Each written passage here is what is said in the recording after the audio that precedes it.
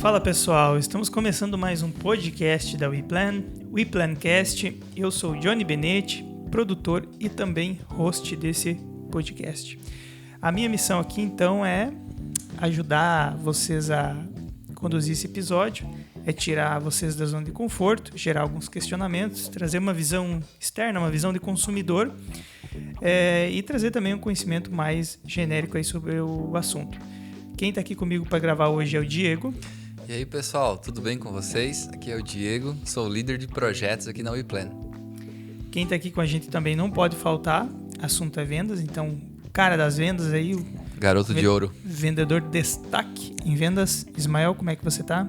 Fala pessoal, Ismael, sou o Head de Vendas da WePlan. Estamos aí para mais um episódio, falar sobre comercial, falar sobre vendas, que é o que a gente sabe. Maravilha, e para você que está nos ouvindo aí somente em áudio, dá um pulinho lá no YouTube, acessa lá e coloca um comentário ao menos. A gente sabe que muita gente assiste o episódio, mas deixa lá numa aba do navegador e fica só ouvindo, né? Coloca o YouTube lá, mas fica só ouvindo. Então aproveita que você já está aí no YouTube e deixa um comentário. Se você ainda não está, nos visite lá no canal da WePlan. No YouTube deixe seu comentário lá. A gente sabe que YouTube é o lugar de gerar polêmica, gerar discussão. E também as redes sociais é o lugar de a gente aprender junto, né? Criar uma inteligência coletiva aí. Então a gente conta com você que está nos ouvindo. E é isso aí, galera. O assunto de hoje então é vendas. Ismael pode dizer para nós o que o pessoal vai levar para casa se ficar com a gente até o final? Então a gente vai falar sobre melhor vendedor, quem é o melhor vendedor, será que é aquele que tira mais pedidos, gera mais contratos, ou é aquele que tem uma maior rentabilidade, uma rentabilidade mais saudável? Essa é um questionamento aí, a gente vai apertar uma ferida, na verdade, né? De muitas organizações, muitas empresas, de pessoas que acham que são os melhores vendedores por ter o maior tirador de pedidos aí. Mas enfim, é um assunto aí muito, muito importante e a gente vai falar sobre dicas e metodologias de bons vendedores que têm resultado, principalmente. E até sobre a questão de como metrificar o que é melhor. Vamos definir essa palavra melhor vendedor. Existe uma grande diferença entre o melhor e o número 1. Não adianta vender 1 milhão de problemas. Exatamente. Né? O melhor, muitas vezes, tem que entender o melhor para quem? Para a empresa, para o cliente. Para ele mesmo. Para ele mesmo. Então, acho que essa tríade, né? Para o cliente, para a organização como um todo e para ele, para a vida dele, a gente acredita ser o melhor. E não o número 1, porque a gente sabe que número 1 muitas vezes é quantidade e não qualidade. O número 1, muitas vezes, ele é metrificado por faturamento bruto, por fluxo e tudo que isso gera de assistência, de problema, isso gera confusão, isso gera divisão entre equipe, isso gera problema de gestão. Então, a gente precisa explicar bem o que é o melhor, né? Porque o melhor tem várias leituras, né? Quem trabalha com vendas aqui já deve ter visto, presenciado aquela situação assim, tem um vendedor lá na loja que é o cara que mais vende. Ele fecha uns 20 contratos por mês, só que vende 20 contratos de problema. E daí não adianta. Vende 20 problemas, não 20 problemas, exato. Então, quando a gente fala de ser o melhor vendedor, a gente não vai falar de números de pedido fechado, de contrato, não sei como é que as pessoas vão fazer essa gestão lá na empresa deles. Mas sim do resultado final. Aquele último número na linha, depois que você descontou todos os teus custos fixos e operacionais, quanto sobrou lá? Esse sim é o cara que está entregando o resultado. E ainda mais a competência depois de montado, né? Por cliente. Porque aí você consegue medir ainda mais. Porque no momento da venda, pode ser que essa venda ela fique mascarada, ela tenha uma cara de venda saudável, né? Porque foi vendido lá um valor expressivo. Mas só vai descobrir depois que você entregou para o cliente. Principalmente assim, um projeto a qualquer custo, uma venda a qualquer custo, prometeu o que não podia, depois não tem como tirar mais. O cliente vai querer receber aquilo pronto com o que você prometeu lá para fechar a venda. E aí esse custo ele pode se tornar muito alto para a loja, para o espaço, para a empresa como um todo. E esse custo ele não é contabilizado, mas ele vai ter que ser pago. E o cliente já pagou na cabeça dele, né? Não tem como você dizer, agora vai ter um custo extra disso. E muitas vezes aquela venda que parecia saudável, lá no final ela vai ser uma venda que vai gerar prejuízo ou vai empatar. E ninguém trabalha para empatar. E daí tu já pagou comissão pro vendedor, tu já pagou comissão para quem pediu, e aí tu só vai ver a bomba lá no fundo, que é a tal da assistência. E outra coisa que a gente tá esquecendo, mas é muito importante, cara, muito importante, o Diego falou ali, fiz a conta, cheguei lá na última linha, passei a régua, lucro líquido, enfim, quanto de maneira líquida essa venda resultou. Mas o que não é normalmente metrificado e gera muito problema, inclusive quebra organizações, é o custo de estresse, custo psicológico de tudo isso. Custo de tempo, que não é... Essa venda, ela feriu alguns princípios da empresa, ela feriu algumas pessoas, ela gerou conflito, confusão, separação entre equipe, entre pessoas. Ela feriu esses princípios, a base, o conceito, missão, visão, valores da empresa. Então, assim, esse é o tipo de custo que geralmente não é metrificado e tem que ser levado em conta também, né? O mercado fala muito atualmente sobre cultura da empresa. A cultura da empresa ela é construída lá no seu DNA, e se ela não tem uma cultura, ela precisa construir uma. Na verdade, no fundo, sempre vai ter, mas ela tem que ser, lá na contratação, ela tem que ser colocada na mesa. Ela tem que ser colocado sobre coleguismo ali, sobre parceria, sobre trabalhar em equipe, sobre o propósito. O camisa 10 lá, ele não pode ser o cara tóxico. A gente fala muito sobre o vendedor tóxico, que é aquele cara que vai vender o problema lá pro conferente depois, que vai ficar fazendo 10 ligações para conseguir uma informação, que essa informação teria que estar no papel, teria que estar alinhada. E aí, muitas vezes, esse cara, ele é o cara que se sente a estrela do negócio também. Então, ele faz aquilo, não, eu fechei, agora vocês se virem, essa etapa do operacional é com vocês. Mas sem informação, cara, se torna muito mais árduo cada função. E a chance do erro, de dizer, eu disse que me disse que, o cara liga pro cara, é assim que tem que ser feito? E o cara diz, não, é assim, pode fazer. Aí depois manda e era errado, porque ele nem parou para analisar a situação. Ele não parou para entender se era aquilo ou não. Então, o nosso mercado de vendas complexas quer vender móveis, quer vender valor agregado com um longo prazo para montar, um longo prazo de produção. Ela tem que ser minimizar o máximo de erros, né, possíveis. Então a gente está falando aqui sobre quem é o melhor vendedor, né, sobre a característica dos melhores vendedores, mas ela sempre vem aliado à gestão. E essa gestão ela começa sendo a cultura da empresa, né, que passa lá desde o dono para o gerente, para o vendedor, para o melhor vendedor, e também uma gestão pessoal. Ela tem que ter essa gestão pessoal, senão não tem como ir para frente. O profissional ali que é vendedor dentro de uma empresa, ele tem que ter toda essa noção de gestão, como o Ismael falou, porque no final das contas, se a empresa onde você está vendendo e está dando prejuízo, essa empresa pode quebrar. E você vai quebrar junto. E muitas outras pessoas, muitas outras famílias que fazem parte dessa empresa vão sofrer com isso. Então é muito importante a pessoa ter essa consciência de tudo que envolve uma venda. E não é apenas um contrato fechado e eu vou ganhar 5, 10% de comissão daquele contrato. Realmente a conta está sendo paga, a empresa está tendo resultado, ou eu estou só fechando o negócio por fechar? Com certeza que quem trabalha com móveis planejados já viu, ou já presenciou, ou até mesmo já fez aquela situação de assim, para fechar um negócio eu vou dar um brinde pro cliente, vou dar um fogão, vou dar a parte do cooktop, vou dar uma coifa, uma geladeira. Claro que o cliente vai adorar ganhar esse brinde, mas se isso não tiver contabilizado certo ali no teu... Não tiver margem para isso, que você... Talvez você, vendedor, não tá puxando isso do teu bolso, mas a empresa tá. E lá no futuro isso daí não é saudável. Então você não tá criando um negócio que é bom para todo mundo. Tá fechando um negócio que só é bom para você naquele momento.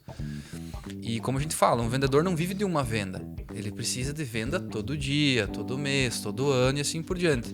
Então, o vendedor bom, ele tem que ter noção de gestão, ele tem que ter noção de custos, ele tem que ter uma noção de como que funciona uma empresa por trás. Porque se ele estiver ali preocupado literalmente com tirar o pedido, o caminho vai ser muito curto. No final das contas, a empresa pode entender que não é um bom profissional, pode cortar. Ou, no pior dos cenários, vendendo 1 milhão de problemas, a própria empresa vai à falência. Não é sobre faturamento, quanto faturei, e sim quanto sobrou. Quanto sobrou. Quanto ficou na empresa. Então, muitas vezes a questão do desconto, né, que é uma das ferramentas aí mais utilizadas por pessoas que se dizem bons vendedores, mas é o que dá 30% de desconto, 25% de desconto. Essa política do desconto faz ferir total a margem. E a pessoa não consegue ter outro argumento a não ser o desconto.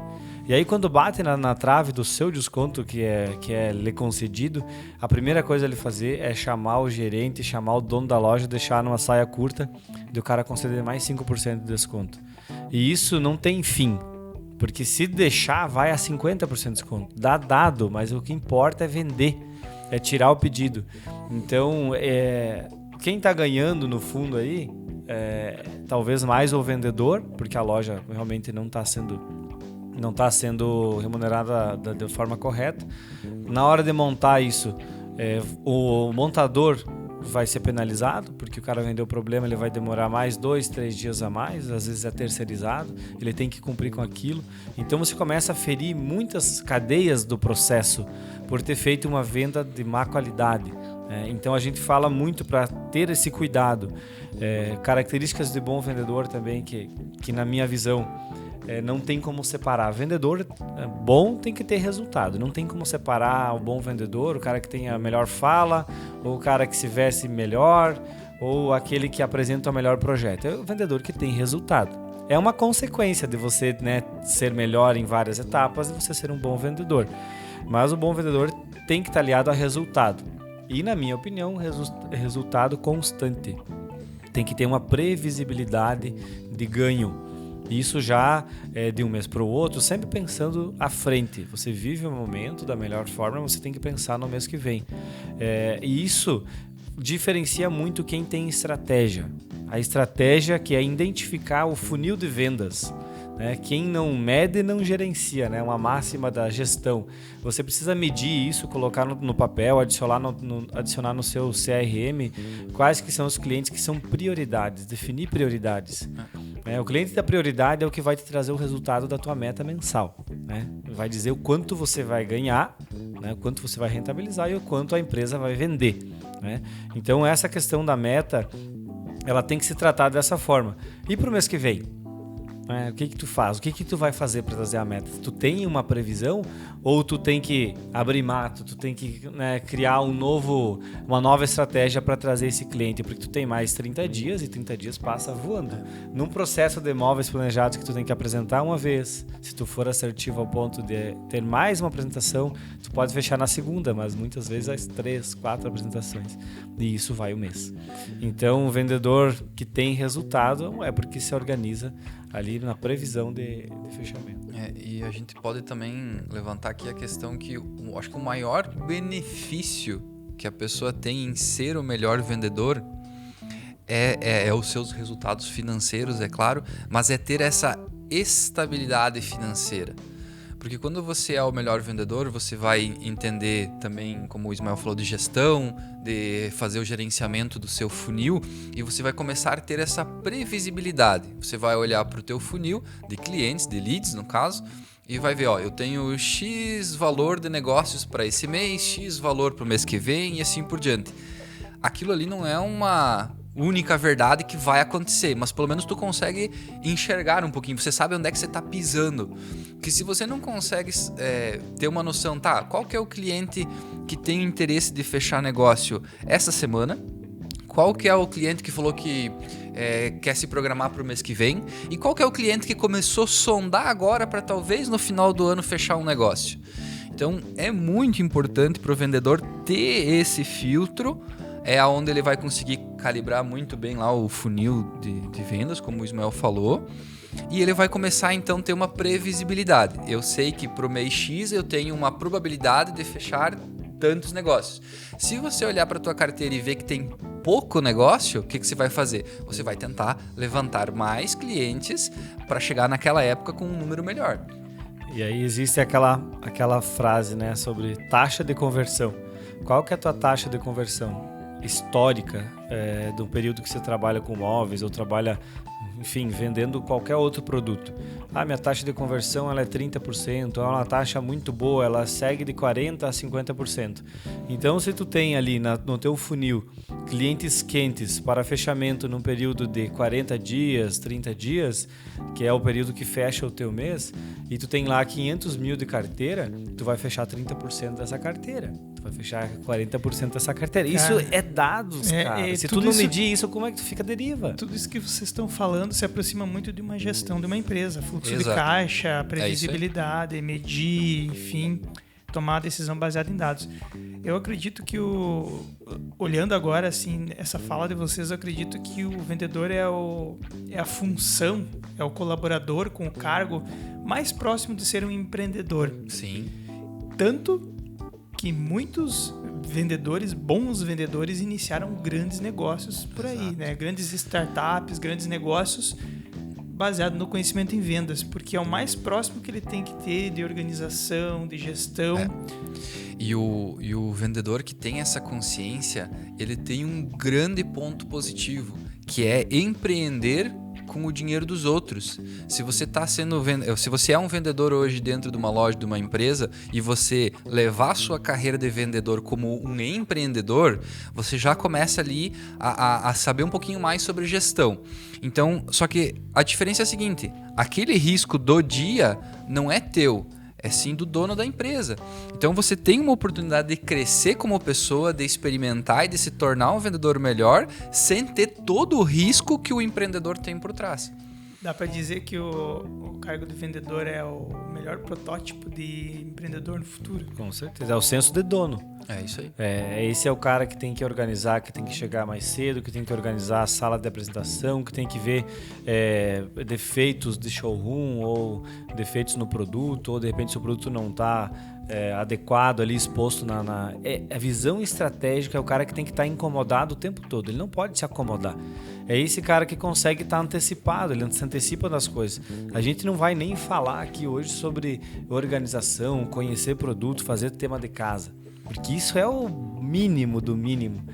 Conhecer o que tu vende, conhecer tuas limitações e teus diferenciais. A gente está falando agora um pouquinho além, né? Já tá falando de um cara que realmente faz a sua própria gestão e que pensa, consegue ter uma previsibilidade. Se você tem uma previsibilidade de ganho, você pode fazer novos investimentos, você pode programar uma viagem, você pode dar um passo um pouco maior, que é de repente comprar um carro melhor ou é o sonho uma de casa toda própria. pessoa. A cabeça, né? O psicológico. Qual é a confiança, a calma, como que eu vou dizer assim, a serenidade, aquilo que você já falou da vendedor sereno, calmo. Vendedor linear. De um vendedor que entende o seu fluxo de caixa, onde ele está pisando, quanto que ele vai ganhar, se programa, versus o vendedor que tem contas para pagar e precisa fazer a venda a qualquer custo, senão ele literalmente morre de fome naquele mês.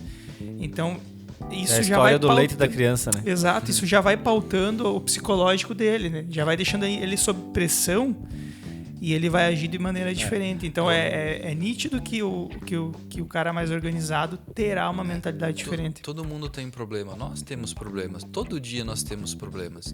Só que a gente tem que aprender a administrá-los, né? E não misturar uma coisa com a outra. Agora, quando a gente consegue minimizar esses problemas, que é tendo uma previsibilidade, tendo uma certa estabilidade financeira, você também vai trabalhar um pouco mais tranquilo. Por isso que é uma consequência, né?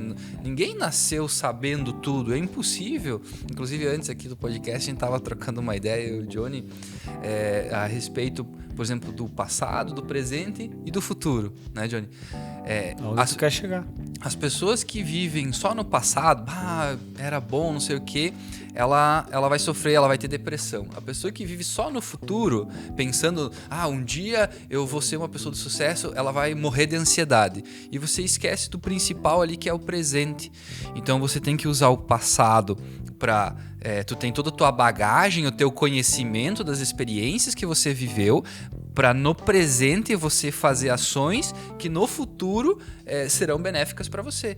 Então você tem que olhar para o futuro. Sim, você olha para o futuro, mas você não vive no futuro, tu vive no presente. O futuro é uma consequência de um presente bem feito. É isso aí. E um outro erro assim de pessoas que querem ser bons vendedores, mas que estão esperando a oportunidade de bater na porta, né? O cliente de porta, né? Antiga forma de falar, não, o cliente de porta, porque o cliente de porta. Esperar o cliente bater na porta, cara, é muito arriscado para ele trazer o teu resultado. É quase que nem você ganhar numa loteria, porque você não consegue fazer nada, você só espera que vem. Só que às vezes não vem. Às vezes o histórico da loja, o histórico seu histórico é de indicação, mas essa fonte ela é escassa, ela vai acabar uma hora. E agora a gente sabe que depois da pandemia muita coisa mudou. Então muitos clientes deixaram de ir para a loja, deixaram de... a própria contratação do arquiteto, o cliente já nem chega mais na loja, cara. O cliente vai no arquiteto, aí... Então o que acontece? Essa questão de você diversificar a forma de você captar isso, né? Que é fazer visitas estratégicas e não é ligar o carro de manhã e sair procurando obra ou procurando um arquiteto para bater na porta. Tem que ser estratégico, tem que entender se ele faz sentido para você, se ele combina com a tua marca, com o teu tipo de negócio. A questão, a gente fala muito sobre network, aonde tu está fazendo network? Será que esse network que tu está fazendo vai trazer o teu cliente? Tu está falando sobre o teu produto lá na ponta? Tu está falando sobre o que tu faz para as pessoas? Tu está criando algum conteúdo relevante, está gerando valor antes, né? Que é o que a gente fala sempre, gere valor antes. E o profissional do projeto, o designer de interiores, o arquiteto, ele tem um sério problema que na cabeça dele ele acha que vai ser reconhecido única e exclusivamente pelo seu projeto, né? Na cabeça dele ele vai dizer, não, eu vou fazer um projeto aqui espetacular, fantástico, lindo, e as pessoas vão me adorar e vão comprar de mim a minha ideia, o meu produto, sem eu saber vender. Esse é o principal erro. A gente já falou isso também várias vezes, que não é o melhor projeto que vende, é um contexto de soluções que vão fazer com que isso aconteça. Dá para se dizer que é a melhor solução que vende. É isso aí. É o melhor projeto. E no final das contas... Não é a fama. Não é a fama. Like não enche ou barriga, não, né? Ou não é eu estar com pessoas que são da sociedade, do segmento, que vão me trazer esse resultado. Tem muita busca, né, nesse processo como um todo. Daí a gente entra em pontos aqui que eu anotei que são primordiais, que é se conhecendo o seu produto, se conhecendo suas limitações, que a gente sempre fala isso, você descobrir as objeções. Né? O que faz o Johnny vir na minha empresa? Quais são os nãos que ele pode dizer? Né? Não tenho, não posso, não consigo. Descobrir as objeções e saber atacar da forma certa, saber defender a sua empresa através das objeções que elas são comuns. Nós temos todas as respostas todos os dias, né? O cliente fala, é o problema que as pessoas não ouvem, né? Esse que é o problema. Então, você descobrir as objeções, você vai ter mais argumentos positivos, não mentiras, né? Episódio anterior. Não é a base de vender a qualquer custo, mas vender esse processo consultivo, né? Que há muito tempo, uma vez era vendedor, agora é consultor de vendas, né? Porque tu presta uma consultoria de fato. Então, descobrir as objeções que são gerais, que elas acontecem em vários clientes. Preço. Tá muito caro. Muitos falam isso. É uma característica que se repete frequentemente. Se repete. Na verdade, então, existem padrões, né? Tá programado na cabeça do cliente. Essa é a frase que ele sempre vai falar. Muitas vezes é um estigma carregado do mercado, normal. E que fala porque, assim, cara, é uma maneira mais fácil do cliente se defender. Isso. E ele tentar economizar um pouquinho e falar que tá caro. E ele tá em várias camadas. O mercado tem estigmas, tá caro, né? A figura do vendedor tem estigmas, o produto tem... A pessoa vai vir com algumas uns defeitos já para falar para você. Então é interessante tu colocar isso. Então essa questão das objeções generalistas, né, que são os padrões, existem padrões que se repetem em todos os clientes. Isso também você pode medir novamente uma ferramenta de gestão, né, entender quais são as principais objeções, colocar em discussão com a equipe, né, com as pessoas envolvidas, e as específicas. As específicas é a particularidade de cada cliente. Cada cliente é único, por mais que tenha objeções padronizadas como um todo. Então, essa única objeção do cliente ou característica, ela só vai ser descoberta com aquela técnica que a gente fez, que a gente falou já em podcast, que é o rapport. É você entender o cliente, entender de onde ele vem, com quem que ele se relaciona, quais são os hobbies, quais são os diferenciais, para você ter um pouquinho mais de afinidade com esse cliente. Tendo maior afinidade, você vai conseguir descobrir coisas que os outros não vão descobrir. Você vai chegar na frente, você vai trazer característica para o próprio projeto ou para os argumentos que você vai usar, que elas vão ser mais assertivas. O cliente vai concordar muito mais fácil com você. Então, sobre objeções, é extremamente importante você ter isso listado em algum lugar. Outra dica de ouro é você usar a sua base aí de atendimento de clientes e entender o porquê que você conquistou, o porquê que você fechou aquele negócio e aonde você perdeu. O porquê que você perdeu o negócio e o porquê que você ganhou o negócio. Tão importante quanto, né, o não. Exato. Nem sempre a gente consegue tirar essa resposta do cliente. Muitas vezes ele não quer mais o relacionamento contigo. Mas se você conseguir ter uma brecha ali com o seu cliente e entender no final das contas, beleza, você optou por outra empresa, mas eu queria entender qual que foi o definidor, o que a outra empresa, o outro vendedor tinha de melhor que fez você optar por ele. Então você entender o que os outros também estão fazendo, cara, é crucial. Porque daqui a pouco você tá errando numa coisa tão simples que é cotidiana tua. Tu tá sempre fazendo aquilo e tu nem percebe que é errado. E aí eu vi no feedback do cliente, que ele diz, cara, ó, não comprei de você porque, sei lá, daqui a pouco você focou só no preço, você falou de valor o tempo inteiro e não focou na solução do meu projeto. Eu preocupado aqui com espaço, em aproveitamento, e você querendo só economizar, só me dizia que a chapa era mais barata, e de repente não era o que o cliente queria ouvir, né? E eu te falei o tempo inteiro que eu queria conforto, que eu queria comodidade, que eu queria praticidade. Bom, a gente está falando aqui bastante sobre como ser o melhor vendedor. Tem muitas dicas aí. Teve uma mini telecurso 2000 do Ismael aí eu acho que só esse episódio aí, ele tem uma folha cheia ali. Eu vou dar uma freada, porque só esse episódio aqui, se o cara pegar 10 minutos e falar do Ismael, já é uma aula. Mas eu queria tirar vocês da zona de conforto aí. Eu queria que vocês dissessem pra galera aí, explicassem pra mim também quem é o pior vendedor. Como a gente identifica esse vendedor ruim, pra gente identificar algumas características e aprender com o erro. Porque o melhor vendedor, a gente já está falando aí algumas táticas, algumas dicas, mas quem é esse pior vendedor? Primeiro que o pior vendedor não faz nada do que a gente falou aqui, né? Isso é para ele ouvir e se entender que ele é o pior vendedor. E para o cliente, a percepção ela é nítida, a gente consegue sentir quando a pessoa não é agradável. Quem não é agradável, quem fica empurrando o produto, quem fica concordando o tempo inteiro. Não, sim, não, beleza, não, fechou, não, tá certo, a gente faz, pode deixar. Cara, se a pessoa que não é agradável, a pessoa que não te fez você sair da loja aprendendo alguma coisa, é o pior vendedor. Eu acho que o pior vendedor não é literalmente aquele que não vende, mas é o que vende problema. Eu acho que essa é a principal característica. Porque, cara, não vender está faltando conhecimento, está faltando habilidade. Tudo bem. Agora, quando você vende problema, aquilo é muito pior.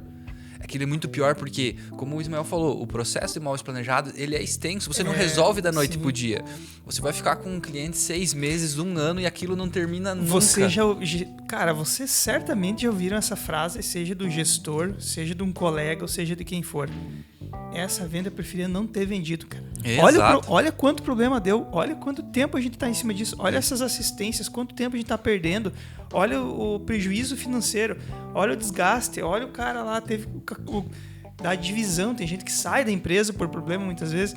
Então é melhor muitas vezes não fechar a venda, não vender, do que vender problema. Exato. Pensar na consequência, ela é tão importante como pensar na solução, qual consequência que ela traz para mim aqui. Será que não me tira do jogo? Será que de repente eu não vou ficar um cara mal visto? Eu já fiz, cara, vendas que eu não devia ter feito, sabe? Para o cliente, que não era cliente para mim. Eu trabalhei numa empresa que não tinha um produto tão personalizado e eu quis vender mesmo assim. Cara, chegou na hora, é muita adaptação, é muito ajuste, não vem de fábrica pronto, muita coisa não vem.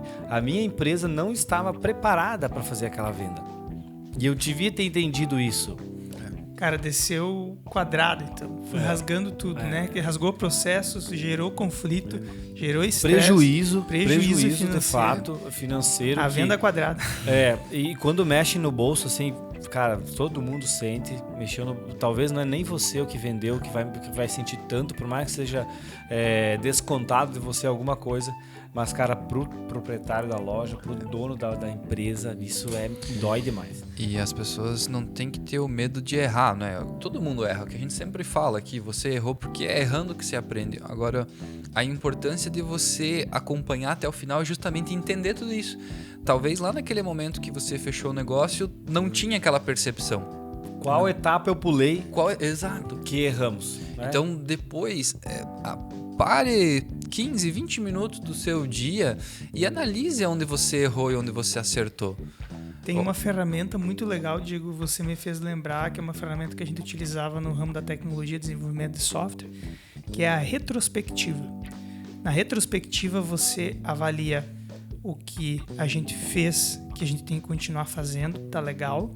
A gente avalia aquilo que a gente tem que prestar atenção, gerou algum problema, gerou alguma falha, e a gente tem que avaliar como melhorar isso, e a gente tem que escolher o que não fazer mais, de jeito nenhum. Ou seja, a gente não pode repetir esse erro. A retrospectiva faz avaliar semana a semana as atitudes, ou mês a mês, e aí você começa a olhar e retroalimentar esse processo para que ele vá melhorando. E o maior erro é você entrar no automático. Você perder uma venda, você não fazer a retrospectiva, Johnny, você não conseguir sentar com a tua equipe e analisar o porquê, aonde que foi errado, ou de repente você fechou a venda e deu errado também, que é o que o Diego já está falando há bastante tempo aqui. Uma coisa que ajuda muito é a cultura de feedback dentro da empresa.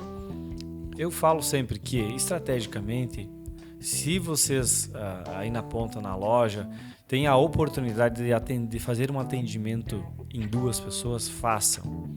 Porque é ali que vai enriquecer, né, o teu diálogo, o teu argumento, porque uma pessoa lembra de uma coisa, a outra argumenta de outra forma. Mas o principal terminou a apresentação, o cliente foi embora, está organizando as coisas ali. E aí, como é que foi? O que tu achou? Como é que está o argumento? O que você achou da apresentação? Tá certo? Tá errado? Principalmente entre vendedor e gerente, dono de loja e vendedor. Isso é rico demais. Não tem essa oportunidade de fazer essa análise em 2 pessoas? Faça a própria autoanálise. Entenda que tem coisas que você errou e disse assim, não devia ter falado aquilo. Não devia ter aberto aquela pretexto para chegar onde nós estamos agora. Porque a gente sabe quando a gente erra e se compromete de uma forma que vai comprometer depois todo o fluxo. É a questão do ego. Né? Pega o ego e coloca no lixo, cara. Você precisa ter muita humildade para ser um bom vendedor, para ter bons resultados. Tu precisa trabalhar em equipe.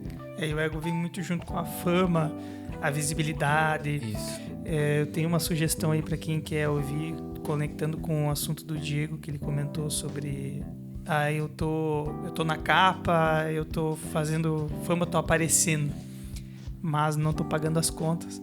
Então tem um episódio do Bad Talks, é outro podcast que eu tenho a felicidade de ajudar a produzir e definir pautas, enfim. A gente tem um episódio que se chama ser bem visto não paga boletos. Então, se você tá por esse caminho aí de ser bem visto, mas isso não tá pagando as tuas contas, é um momento de repensar, né? E pra fechar aí, quer ser águia, ande com águia, né? É isso aí.